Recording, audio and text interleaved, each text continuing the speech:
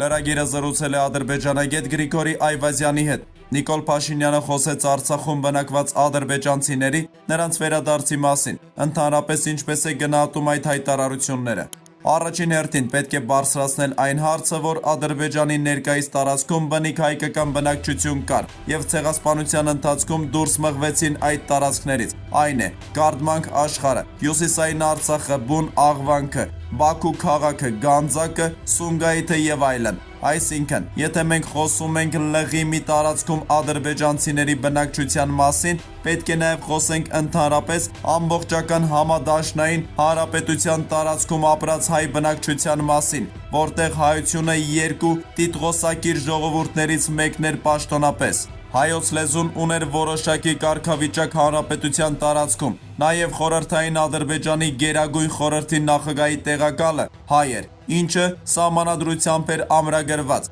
Դրա մասին մենք պետք է խոսենք, թե ավելի քան կես միլիոն հայության հետ ինչ է եղել Ադրբեջանում։ Մենք պետք է խոսենք այն մասին, թե ինչ է եղել նրանց ունեցվածքի հետ, որը տարբեր հաշվարկներով հասնում է մինչև 100 միլիարդ դոլարի։ Ինչ է եղել հայերի պատմամշակութային ժառանգության հետ, մեր հայկական գերեզմանների հետ։ Պետք է բարձրացնել հարցը, թե ընդհանրապես ինչպես է լուծվել ադրբեջանահայ գաղթականների ճակատագիրը։ Մեր դարդը թողած թուրքի դարդը պիտի լացենք։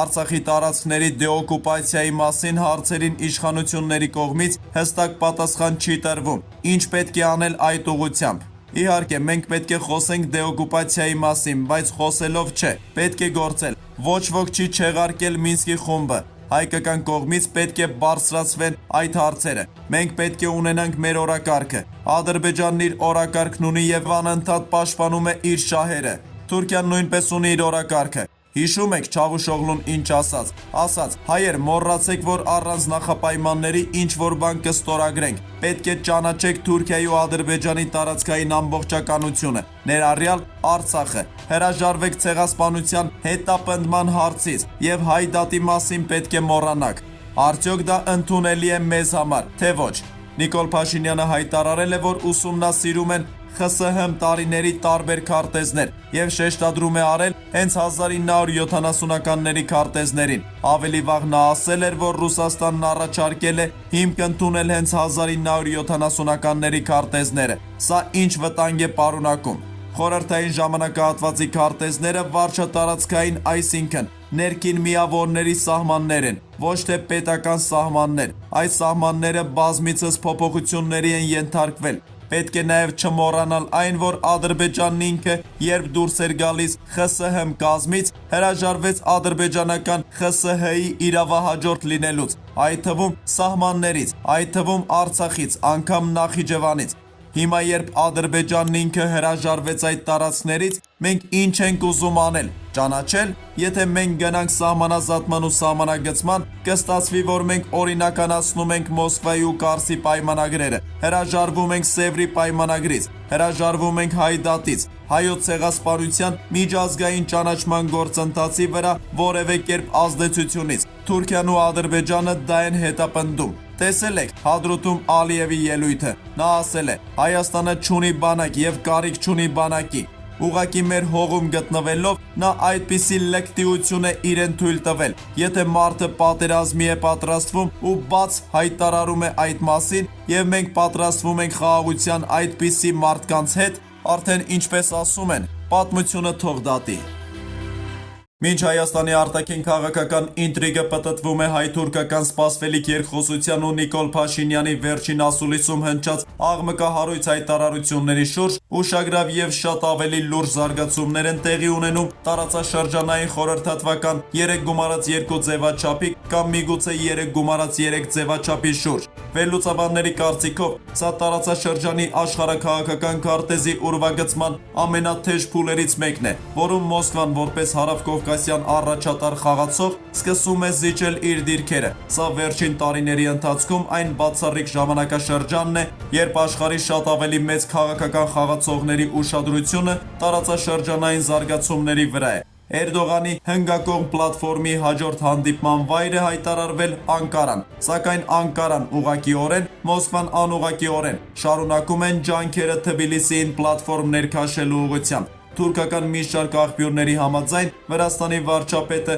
պատերազմից հետո տարածաշրջանում ստեղծված իրավիճակում բավականին ուշագրավ դերակատարություն է ստանձնել ինչպես Հայաստանի ու Ադրբեջանի, այնպես էլ Հայաստանի ու Թուրքիայի միջև։ Իր հերթին ռուսական դիվանագիտական որոշ շրջանակներ թույլ ակնկալիքներ ունեն, որ Փաշինյանն էլ մոտավորապես նույնպիսի դերակատարություն կարող է ստանձնել Մոսկվա-Թբիլիսի հարաբերություններում կամ Թբիլիսի 3 գումարած 3 հարաբերություններում։ Սա բխում է նաև Էրդողանի շահերից, քանի որ թուրքական կողմը ներկայումս աշխատում է Թբիլիսիի դիվանագիտական ներկայացուցչին առաջիկա հանդիպմանը Անկարա հրավիրելու ուղղությամբ։ Նույնիսկ տեղեկություններ կան, որ Թբիլիսին չի կարողանա մերժել հանդիպումը թուրքական մայրաքաղաքում, բայց սրանով Թբիլիսիի դերակատարությունը չի սահմանափակվում, քանի որ Թբիլիսի հետ մեծ հույսեր են կապում նաև Եվրամիությունն ու ԱՄՆ-ն։ Վրացի վերլուծաբան Սոսո Ցինցաձեն նշում է, որ ընդհանուր առմամբ իհարկե ամենակարևոր զարգացումները տեղի են ունենում տարածաշրջանում, որոնք